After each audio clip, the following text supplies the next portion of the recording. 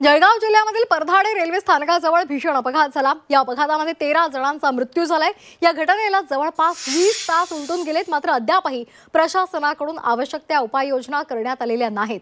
Zee 24 तासची team जेव्हा पुन्हा घटनास्थळी पोहोचली तेव्हा या ठिकाणी मृत आणि जखमी प्रवाशांच्या वस्तू, बॅगा, कपडे पडलेले दिसले। काही ठिकाणी तर मृतांचे अवयव सुद्धा पाहायला मिळाले।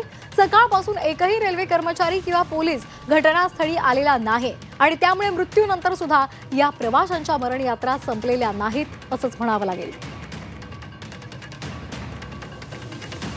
याचा आढावा घेतला आमचे प्रतिनिधी वाल्मिक जोशी यांनी। पाहूयात। जळगाव जिल्ह्यातील पाचोरा व परधाडे ह्या दरम्यान अपघात झालेला होता। हाच तो ट्रॅक आहे आणि अतिशय धक्कादायक आहे।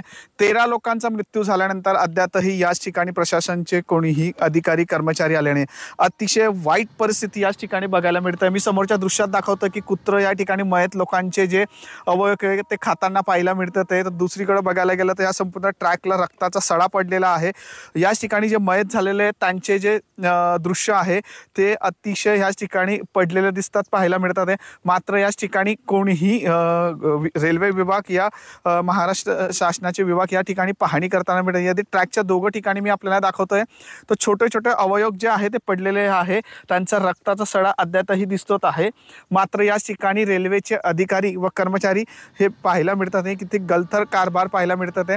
तर दुसरीकडे जे लोक मयत झालेले आहेत त्यांचे कपडे, चप्पल, ब्रश हे पडलेले पंचनामा करून याच ठिकाणी साधारण जे आहे सोडून देण्यात आलेले आहे। मात्र रेल्वेचे कोणीही कर्मचारी या ठिकाणी उपस्थित नाही आणि आजूबाजूचा परिसर यदि बघायला गेला तर साधारण याच ठिकाणी जे आहे इतकी दुर्गंधी येते आहेत की या ठिकाणी उभं राहू शकत आहे। शासकीय अधिकारी आलेले होते आणि त्यांनी पाहणी केली असा दावा केला आहे। मात्र झी 24 तासची टीम या ठिकाणी आल्यानंतर ह्या सगळ्या गोष्टी दाखवत आहे। आता तरी प्रशासन या ठिकाणी लक्ष देऊन गांभीर्य, कारण का इतकी मोठी घटना आहे जी संपूर्ण जिल्ह्याला नाही तर महाराष्ट्र नाही तर देशाला हादरणारी आहे।